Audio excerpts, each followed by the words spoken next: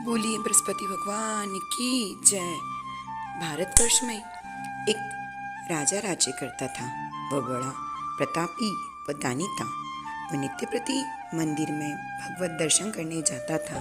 वह ब्राह्मणों और गुरु की सेवा किया करता था। उसके दौर से कोई भी याचक निराश होकर नहीं लौटता था। वह प्रत्येक गुरुवार को व्रत रखता एवं पूजन करता था। हर दिन गरीबों की सहायता करता था, परंतु ये सब बातें उसकी रानी को अच्छी नहीं लगती थी। वह न व्रत करती थी और न ही किसी को एक पैसा दान में देती थी। वह राजा से भी ऐसा करने को मना किया करती थी। एक समय की बात है, राजा शिकार खेलने वन को चले गए। घर पर रानी और दासी थी। उस समय बृहस्पति साधु का रूप धारण कर राजा के दरवाजे पर भिक्षा मांगने आए। साधु ने रानी से भिक्षा मांगी तो वह कहने लगी, हे साधु महाराज, मैं इस दान पुण्य और भलाई से तंग आ गई हूँ। इस कार्य के लिए तो मेरे पतिदेव ही बहुत हैं। अब आप ऐसी कृपा करें कि सारा धन नष्ट हो जाए तथा मैं आराम से रह सकूं। साधु रूपी बृहस्पति देव ने कहा, हे देवी, तुम बड़ी विचित्र हो। संतान और धन से कोई दुखी नहीं होता, इसको सभी चाहते हैं। पापी भी पुत्र और धन की इच्छा करता है। अगर तुम्हारे पास धन अधिक है तो भूखे मनुष्य को भोजन कराओ, प्याऊ लगवाओ, ब्राह्मणों को दान दो, धर्मशालाएं बनवाओ, कुआं, तालाब, बावड़ी, बाग, बगीचे आदि का निर्माण कराओ तथा निर्धनों की कुंवारी कन्याओं का विवाह कराओ। साथ ही यज्ञादि करो। इस प्रकार के कर्मों से आपके कुल का और आपका नाम परलोक में भी सार्थक होगा एवं तुम्हें भी स्वर्ग की प्राप्ति होगी। परंतु रानी साधु की इन बातों से खुश नहीं हुई।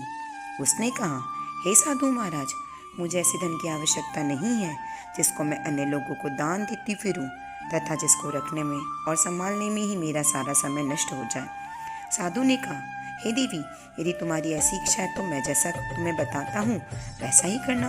बृहस्पतिवार के दिन घर आंगन को गोबर से लीपना, अपने केसों को पीली मिट्टी से धोना, केसों को धोते समय स्नान करना, राजा से कहना वह हजामत करवाए, भोजन में मांस मदिरा खाना, कपड़े धोबी क्या धुलने देना। इस प्रकार 7 बृहस्पतिवार करने से तुम्हारा सारा धन नष्ट हो जाएगा। यह कहकर साधु महाराज रूपी बृहस्पति देव अंतर्ध्यान हो गए। रानी ने साधु के कहने के अनुसार 7 बृहस्पतिवार तक वैसा ही करने का विचार किया। साधु के बताए अनुसार कार्य करते हुए केवल 3 बृहस्पतिवार ही बीते थे कि उसकी समस्त धन संपत्ति नष्ट हो गई। भोजन के लिए दोनों समय परिवार तरसने लगा तथा सांसारिक भोगों से दुखी रहने लगा। तब राजा रानी से कहने लगा कि हे रानी, तुम यहाँ पर रहो, मैं दूसरे देश को जाता हूँ, क्योंकि यहाँ मुझे सभी मनुष्य जानते हैं, इसलिए मैं यहाँ कोई अन्य कार्य नहीं कर सकता। मैं अब परदेश जा रहा हूँ, वहाँ कोई काम धंधा करूँगा, शायद हमारे भाग्य बदल जाए। ऐसा कहकर राजा परदेश चला गया। वो वहाँ जंगल से लकड़ी काट कर लाता और शहर में बेचता। इस तरह जीवन व्यतीत करने लगा। इधर राजा के बिना रानी और दासियां दुखी रहने लगी। किसी दिन भोजन मिलता, किसी दिन जल पीकर ही रह जाती। एक समय रानी और दासियों को 7 दिन बिना भोजन के व्यतीत करने पड़े। तो रानी ने अपनी दासी से कहा, हे दासी, यहाँ पास ही के नगर में मेरी बहन रहती है, वो बड़ी धनवान है, तो उसके पास जा, वहाँ से 5 सेर पेचर मांग कर लिया, जिससे कुछ समय के लिए हमारा गुजारा हो जाएगा। दासी रानी के बहन के पास गई। रानी की बहन उस समय पूजा कर रही थी। बृहस्पतिवार का दिन था। दासी ने रानी की बहन से कहा, हे रानी, मुझे आपकी बहन ने भेजा है, मुझे 5 सेर पेचर दे दो। दासी ने यह बात अनेक बार कही, परंतु रानी की बहन ने कोई उत्तर नहीं दिया, क्योंकि वह उस समय बृहस्पतिवार की कथा सुन रही थी। जब रानी की बहन को ये पता चला कि उसकी बहन की दासी आई थी, तो वो बड़ी दुखी हुई और दौड़ी दौड़ी अपनी बहन के पास पहुंची। यहाँ दासी अपनी रानी से कहने लगी, हे रानी, आपकी बहन तो बहुत ही घमंडी है, वो छोटे लोगों से बात नहीं करती। मैंने उससे कहा तो उसने कोई उत्तर नहीं दिया, मैं वापस चली आई। रानी बोली, हे दासी, इसमें उसका कोई दोष नहीं है। जब बुरे दिन आते हैं तो कोई सहारा नहीं देता। अच्छे बुरे का पता विपत्ति में ही लगता है। जो ईश्वर की इच्छा होगी वही होगा। यहाँ पर रानी की बहन रानी के पास आकर दुखी होकर बोली, समय मैं बृहस्पति देव की कथा सुन रही थी। विष्णु भगवान का पूजन समाप्त जब तक नहीं होता तब तक ना हिलते ना ही उठते हैं। कहो बहन, तुम्हारी दासी क्यों आई थी? रानी बोली, बहन, हमारे घर अनाज नहीं था। वैसे तुमसे कोई बात छिपी नहीं है, इस कारण मैंने दासी को तुम्हारे पास 5 सेर बीजर लेने के लिए भेजा था। रानी की बहन बोली, बहन देखो, बृहस्पति भगवान सबकी मनोकामनाओं को पूर्ण करते हैं। देखो, शायद तुम्हारे घर में अनाज रखा हो। यह सुनकर दासी घर के अंदर गई तो वहाँ उसे एक घड़ा बीजर का भरा मिल गया। उसे बड़ी हैरानी हुई क्योंकि उसने एक एक बर्तन देख लिया था। उसने बाहर आकर रानी को बताया। दासी अपनी रानी से कहने लगी, हे रानी देखो, वैसे हमको अन्न नहीं मिलता था तो हम रोज ही व्रत करते थे। अगर इनसे व्रत की विधि तथा कथा पूछ ली जाए तो हम भी ये कर लिया करेंगे। दासी के कहने पर रानी ने अपनी बहन से बृहस्पतिवार के व्रत के बारे में पूछा। उसकी बहन ने बताया, हे रानी बहन, बृहस्पतिवार को सूर्योदय से पूर्व उठकर स्नान करके बृहस्पतिवार का व्रत करना चाहिए, लेकिन उस दिन सिर नहीं धोना चाहिए। बृहस्पतिवार के व्रत में चने की दाल और मुनक्कों से विष्णु भगवान का केले के वृक्ष की जड़ से पूजन करें, दीपक जलाएं। उस दिन एक ही समय भोजन करें। भोजन पीले खाद्य पदार्थ का करें तथा कथा सुने। इस प्रकार करने से गुरु भगवान प्रसन्न होते हैं, अन्न पुत्र धन देते हैं। इस तरह व्रत और पूजन की विधि बताकर रानी की बहन अपने घर लौट गई। रानी और दासी दोनों ने निश्चय किया कि वे बृहस्पतिवार भगवान का पूजन जरूर करेंगी। 7 दिन बाद जब बृहस्पतिवार आया तो उन्होंने व्रत रखा। गुड़साल से जाकर चना और गुड़ बीन लाई तथा उसकी दाल से केली की जड़ में विष्णु भगवान का पूजन किया। अब भोजन कहाँ से आए? दोनों बड़ी दुखी हुई, परंतु उन्होंने व्रत रखा था, इस कारण बृहस्पति देव भगवान प्रसन्न थे। वे एक साधारण व्यक्ति के रूप में 2 थालों में सुंदर पीला भोजन लेकर आए और दासी को देकर बोले, हे दासी, ये भोजन तुम्हारे और रानी के लिए है, तुम दोनों करना। दासी भोजन पाकर बड़ी प्रसन्न हुई और रानी से बोली, रानी जी भोजन कर लो। रानी को भोजन आने के बारे में कुछ नहीं पता था, इसलिए वे दासी से बोली, जा तू ही भोजन कर, क्योंकि हमारी व्यर्थ में हंसी उड़ाती है। दासी बोली, एक व्यक्ति अभी भोजन दे गया है। रानी ने कहने लगी, वह भोजन तेरे लिए दे गया, तू ही भोजन कर। दासी ने कहा, वो व्यक्ति हम दोनों को 2 थालों में भोजन दे गया है, इसलिए मैं और आप दोनों ही साथ साथ भोजन करेंगी। फिर दोनों ने गुरु भगवान को नमस्कार कर भोजन प्रारंभ किया। उसके बाद से वे प्रत्येक बृहस्पतिवार को गुरु भगवान का व्रत तथा पूजन करने लगी। बृहस्पति भगवान की कृपा से उनके पास धन हो गया, परंतु रानी फिर पहले की तरह आलस्य करने लगी। तब दासी बोली, देखो रानी, तुम पहले भी इस प्रकार आलस्य करती थी तो तुम्हें धन रखने में कष्ट होता था, इस कारण तुम्हारा सभी धन नष्ट हो गया था। अब गुरु भगवान की कृपा से धन मिला है तो फिर तुम्हें आलस्य होता है। बड़ी मुसीबतों के बाद हमने ये धन पाया है, इसलिए हमें दान पुण्य करना चाहिए। तुम भूखे मनुष्य को भोजन कराओ, प्याऊ लगवाओ, ब्राह्मणों को दान दो, कुआं तालाब बावड़ी आदि का निर्माण करवाओ, मंदिर पाठशाला बनवा कर दान दो, कुंवारी कन्या को विवाह कराओ, धन को शुभ कार्य में खर्च करो, जिससे तुम्हारे कुल का यश बढ़े तथा स्वर्ग प्राप्त हो, पितृ प्रसन्न हो। दासी की बात मानकर रानी ने इसी प्रकार के कर्म प्रारंभ कर दिए, जिससे उनका काफ़ी यश फैलने लगा। एक दिन दासी और रानी आपस में विचार करने लगी, न जाने राजा किस दशा में होंगे, उनकी कोई खोज खबर नहीं है। गुरु भगवान से उन्होंने प्रार्थना की। भगवान ने रात्रि में राजा को सपने में कहा, हे राजा उठ, तेरी रानी तुझको याद करती है, अब अपने देश को लौट जा। राजा प्रातःकाल उठकर जंगल से लकड़ियां काटकर जंगल की ओर चल पड़ा। जंगल से गुजरते हुए वह सोचने लगा, रानी की गलती से हमें कितने दुख भोगने पड़े। राजपाट छोड़कर उसे इस जंगल में आकर रहना पड़ा। जंगल से लकड़ियां काटकर उन्हें बेचकर गुजारा करना पड़ा। उसी समय उस जंगल में बृहस्पति देव एक साधु का रूप धारण कर आए और राजा के पास आकर बोले, हे लकड़हारे, तुम इस सुनसान जंगल में किस चिंता में बैठे हो, मुझे बतलाओ। यह सुन राजा के नेत्रों में जल भर आया और साधु की वंदना कर वो बोला, हे प्रभु, आप सब कुछ जानने वाले हैं। इतना कहकर राजा ने साधु को अपनी संपूर्ण कहानी सुना दी। महात्मा तो स्वभाव के दयालु होते हैं। वे राजा से बोले, हे राजा, तुम्हारी पत्नी ने बृहस्पतिवार के दिन अपराध किए, जिसके कारण तुम्हारी यह दशा हुई। अब तुम किसी प्रकार की चिंता मत करो, भगवान तुम्हें पहले से अधिक धन देंगे। देखो, तुम्हारी पत्नी ने बृहस्पतिवार का व्रत करना प्रारंभ कर दिया है। अब तुम भी बृहस्पतिवार का व्रत करके चने की दाल व गुड़ और जल को लोटे में डालकर केले के पत्ते से भगवान विष्णु का पूजन करो, फिर कथा कहो या सुनो। भगवान तुम्हारी मनोकामनाओं को पूर्ण करेंगे। साधु को प्रसन्न देखकर राजा बोला, हे प्रभु, मुझे लकड़ी बेचकर इतना पैसा नहीं बचता जिससे भोजन करने के उपरांत कुछ बचा सकूं। मैंने रात्रि में अपनी रानी को व्याकुल देखा है। मेरे पास कोई साधन नहीं जिससे समाचार जान सकूं। फिर मैं बृहस्पतिवार की कौन सी कहानी कहूँ या सुनूं? मुझको तो कुछ मालूम नहीं है। साधु ने कहा, हे राजा, तुम किसी बात की चिंता मत करो। बृहस्पतिवार के दिन तुम रोजाना की तरह लकड़ियां लेकर शहर में जाओ। तुम्हें रोज से दुगना धन प्राप्त होगा, जिससे तुम भली भांति भोजन कर लोगे तथा बृहस्पति देव के पूजा का सामान भी आ जाएगा। बृहस्पतिवार की कथा इस प्रकार है। बृहस्पतिवार व्रत कथा। प्राचीन काल में एक बहुत ही निर्धन ब्राह्मण था। उसकी कोई संतान नहीं थी। वह नित्य पूजा पाठ करता था, परंतु उसकी स्त्री बहुत ही मलिनता के साथ रहती थी। वह न स्नान करती थी और न किसी देवता का पूजन करती थी। प्रातःकाल उठते ही सर्वप्रथम भोजन करती थी, बाद में कोई अन्य कार्य करती थी। ब्राह्मण देवता बड़ी ही दुखी रहते थे। पत्नी को बहुत समझाती, किंतु उसका कोई परिणाम न निकलता। भगवान की अनुकंपा से एक समय उस ब्राह्मण की पत्नी गर्भवती हुई और 10वें महीने एक सुंदर कन्या को जन्म दिया। निर्धन ब्राह्मण कन्या के जन्म से बहुत दुखी हुआ।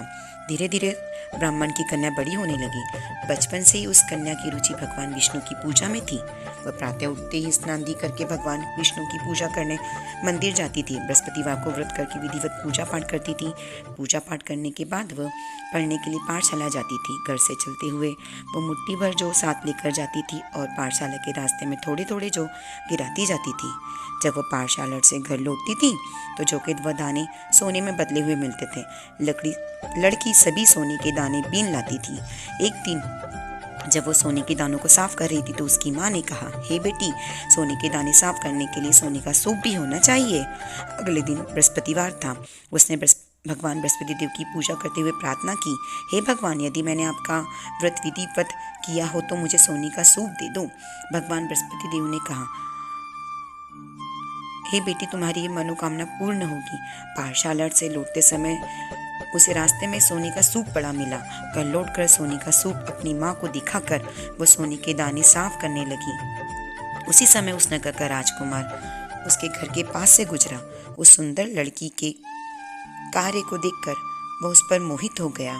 महल में लौटकर राजकुमार ने राजा से उस लड़की से विवाह करने की इच्छा प्रकट की तो राजा ने ब्राह्मण को महल में बुलाकर राजकुमार से उसकी लड़की के विवाह की बात कही। ब्राह्मण तैयार हो गया। धूमधाम से उस लड़की का विवाह राजकुमार से हो गया। दुल्हन बनकर ब्राह्मण की लड़की महल चली गई। लड़की के चले जाने से ब्राह्मण फिर निर्धन हो गया।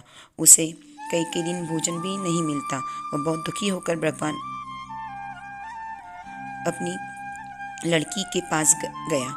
अपने पिता से निर्धनता का समाचार सुनकर उसे बहुत सा धन देकर पिता को विदा किया। उस धन से ब्राह्मण के कुछ दिनों का गुजारा तो आराम से हो गया, लेकिन जल्द ही फिर भूखा मरने की हालत हो गई। ब्राह्मण अपनी लड़की से धन लेने के लिए फिर महल पहुंचा। लड़की ने पिता से पूरी हालत देखकर पिताजी से कहा, आखिर आप कब तक मुझसे धन लेकर जीवन यापन करेंगे? आप कोई ऐसा उपाय क्यों नहीं करते जिससे धन संपत्ति से आपका घर भर जाए? ब्राह्मण ने कहा, मैंने तेरी माँ को बहुत समझा लिया, पर उसकी समझ में कुछ नहीं आता। उसका फूहड़पन नष्ट हो तो घर की निर्धनता भी दूर हो जाए। तब कुछ सोचकर लड़की ने पिता से कहा, पिताजी, आप कुछ दिनों के लिए माँ को मेरे पास छोड़ जाओ। तब कुछ सोचकर ब्राह्मण की पत्नी को लड़की के पास महल छोड़ आया। लड़की ने अपनी माँ से कहा, माँ, तुम प्रातःकाल उठकर स्नान दी करके भगवान बृहस्पति देव का पूजा अवश्य करना। पूजा करने से तुम्हारी निर्धनता अवश्य दूर हो जाएगी। लेकिन उसकी माँ ने उसकी एक न बात मानी। तब क्रोधित होकर लड़की ने अपनी माँ को उस कक्ष में बंद कर दिया। सूर्योदय के समय माँ को उठाकर जबरदस्ती उसे स्नान कराया। फिर मंदिर में ले जाकर भगवान बृहस्पति देव की पूजा कराई। कुछ दिनों तक ऐसा करने से माँ की बुद्धि में परिवर्तन हुआ और वह स्वयं बृहस्पतिवार का व्रत रखने लगी। उसके व्रत रखने से ब्राह्मण के घर में भगवान विष्णु की अनुकंपा से धन की वर्षा होने लगी। दोनों पति पत्नी धन संपत्ति पाकर आनंद पूर्वक जीवन यापन करते हुए विष्णुधाम को चले गए। लकड़हारा बने राजा ने उस साधु से भगवान बृहस्पति देव की यह कथा सुनकर बृहस्पतिवार का व्रत करके विष्णु जी की पूजा की। उस दिन उसके सभी क्लेश दूर हुए, लेकिन अगले बृहस्पतिवार को कामकाज में अधिक व्यस्त रहने के कारण उसने भगवान बृहस्पति देव जी की व्रत नहीं किया। भगवान बृहस्पति देव लकड़हारे से क्रोधित हो गए और उसे भूल की सजा दी। उस दिन उस नगर के राजा ने नगर में घोषणा कराई थी और सबको सूचित किया था, प्रत्येक नागरिक मेरे महल में भोजन करने आए। जो इसे नहीं मानेगा उसे अपराधी मानकर भारी दंड दिया जाएगा। लकड़हारा बने राजा ने उस नगर के राजा की घोषणा तो सुनी, लेकिन जंगल से लकड़ी काट कर लाने और उन्हें बेचने में देर हो जाने के कारण वह उस समय महल में भोजन करने नहीं जा सका। अतः राजा के सैनिक लकड़हारे को पकड़कर महल ले गए। राजा ने महल में एक कक्ष में बिठाकर भोजन कराया। उस कक्ष में एक खुटी पर रानी का सोने का हार लटका हुआ था। लकड़हारा अकेला उस कक्ष में भोजन कर रहा था। तभी उसने एक आश्चर्यजनक घटना देखी। देखते ही देखते वो खुटी हार को निकल गई। थोड़ी देर बाद राजा की हार को गायब देखा तो लकड़हारे को कारावास में डलवा दिया। लकड़हारा मनी मन अपने भाग्य को कोसने लगा। तभी उसे जंगल में मिले साधु का स्मरण हो आया। थोड़ी देर में भगवान बृहस्पति देव सन्यासी के रूप में उसके सामने प्रकट हुए और कहा, हे लकड़हारे, तूने भगवान बृहस्पति देव की पूजा नहीं करी, इसी कारण तुम्हें कष्ट हुआ है। लेकिन अब चिंता मत करो, बृहस्पतिवार के दिन कारागार के दरवाजे पर तुम्हें कुछ पैसे पड़े मिलेंगे। उन पैसों से भगवान बृहस्पति देव का व्रत करके उनकी पूजा करोगे तो तुम्हारे सब कष्ट दूर हो जाएंगे। भगवान तुम पे फिर से दया कर देंगे। बृहस्पतिवार के दिन दरवाजे पर पड़े पैसों से चने और गुड़ मंगाकर लकड़हारे ने बृहस्पतिवार की कथा कही तो भगवान बृहस्पति देव ने प्रसन्न होकर उस नगर के राजा को स्वप्न में कहा, हे राजा, तुम उस लकड़हारे को कारागार से मुक्त कर दो। सुबह राजा ने अपने कक्ष में आकर देखा तो खूंटी पर रानी का हार टंगा हुआ था। राजा ने लकड़हारे को मुक्त कर दिया और उसे धन आभूषण देकर विदा किया। लकड़हारा बना राजा उस नगर से चलकर अपने नगर में पहुंचा। उस नगर में कुएं, धर्मशालाएं, बाग बगीचे देखकर उसे बहुत प्रसन्नता हुई। राजा ने किसी से पूछा, ये कुएं, धर्मशालाएं किसने बनवाई? सबने उसे बताया, ये सब रानी और दासी ने बनवाए हैं। राजा महल में पहुंचा तो रानी ने उसका भव्य स्वागत किया। तब राजा ने निश्चय किया कि सप्ताह में एक बार तो सब बृहस्पति देव का व्रत तथा पूजन करते हैं, परंतु मैं प्रतिदिन व्रत किया करूंगा तथा दिन में 3 बार कथा कहा करूंगा। अब राजा हर समय दुशाले में चने की दाल बांधे रहता और दिन में 3 बार बृहस्पतिवार की कथा कहता। कुछ दिनों बाद राजा अपनी बहन के यहाँ आया। एक दिन घोड़े पर सवार होकर जब राजा अपनी बहन के घर के लिए निकला तो राजा ने नगर के पास पहुंचा तो उसे कुछ लोग एक शव को ले जाते हुए दिखे। राजा को स्मरण हो आया कि आज उसने किसी को बृहस्पतिवार की व्रत कथा नहीं सुनाई। राजा ने उन लोगों से रोक कर कहा, भाइयों, आप शव को ले जाने से पहले मुझसे बृहस्पतिवार की कथा सुन लें। लोगों ने राजा पर क्रोधित होते हुए कहा, तुम पागल तो नहीं हो? लेकिन कुछ लोग बड़े बूढ़े लोगों ने कहा, अच्छा भाई, साथ में चलते चलते तुम अपनी कथा भी सुना लो। राजा ने चलते हुए कथा कही। कथा आदि ही सुनाई तो शव हिलने लगा। राजा की पूरी कथा सुनते ही शव उठकर बैठ गया। लोगों ने हैरानी से दांतों तले उंगली दबाई और अगले बृहस्पतिवार से भगवान बृहस्पति देव का व्रत करने और कथा सुनने का निश्चय कर लिया। अब घोड़े पर सवार राजा चलते हुए किसान के पास पहुंचा। किसान अपने खेत में हल चला रहा था। राजा ने कहा, अरे भाई, मुझसे बृहस्पतिवार की कथा सुन लो। किसान झुंझलाकर बोला, अरे भाई देख नहीं रहे, जितनी देर तक मैं तुम्हारी कथा सुनूंगा उतनी देर में पूरे खेत में हल चला लूंगा। राजा निराश होकर चलने लगा। तभी किसान के बैल लड़खड़ाकर जमीन पर गिर गए। किसान के पेट में जोरों का दर्द होने लगा। उस किसान की पत्नी जब खाना लेकर आई तो उसने किसान से इस बारे में पूछा। किसान ने घुड़सवार की पूरी कहानी सुनी। किसान की पत्नी दौड़ती दौड़ती राजा के पास पहुंचकर हाथ जोड़कर बोली, भैया, मैं तुम्हारी कथा सुनने को तैयार हूँ। राजा ने उसके साथ खेत पर पहुंचकर बृहस्पतिवार की कथा सुनाई। तभी बैल उठकर खड़े हो गए। किसान के पेट का दर्द भी तुरंत ठीक हो गया। राजा अपनी बहन के घर पहुंचा तो उसकी बहुत आवभगत हुई। अगले दिन सुबह उठकर राजा ने देखा घर के सभी लोग भोजन कर रहे हैं। किसी भूखे को बृहस्पतिवार की कथा सुनाए बिना राजा भोजन नहीं करता था।